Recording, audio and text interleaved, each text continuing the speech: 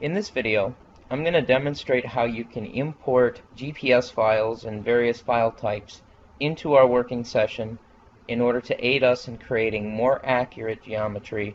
The file types that are currently supported in the TimberNavi toolbar include KML, KMZ, shapefiles, JSON files, and TNZ files. So I'm going to demonstrate an example of loading a point KML file. Everything I've drawn to this point has all been by freehand, so it doesn't have a lot of accuracy. I'm referencing everything off of the visual base map that we have. If I want to import these files, one of the first things we have to ask ourselves is, do we need to tie an alarm to this? For the first file that I'm going to demonstrate, we're simply going to insert a bunch of points that are tied to GPS, and we're going to create our attributes based on these points. So I'm going to end up removing this layer before I finalize my entire session. Therefore, I am not going to create an alarm for this particular file when I import it. I browse to my file. I'm going to choose this one here. And then I'm going to press OK. And then in the background, this is going to end up creating a layer here for us, as you can see, and it's got a series of push pins. You can notice that what I drew earlier, my cut block boundary, is off, so I'm actually going to remove that cut block and I'm going to redraw it with the GPS data because it's going to give us more accuracy. So I'm going to hit the edit button, I'm going to select my cut block, and I'm going to remove it. Now I can go in and create my cut block using my new GPS points by simply clicking on the center of these pins.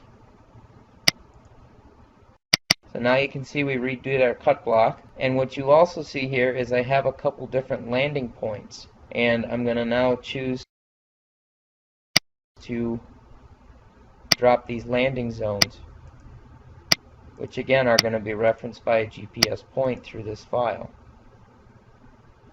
And before I drop the last one, you can see the example of landing AF that we created earlier.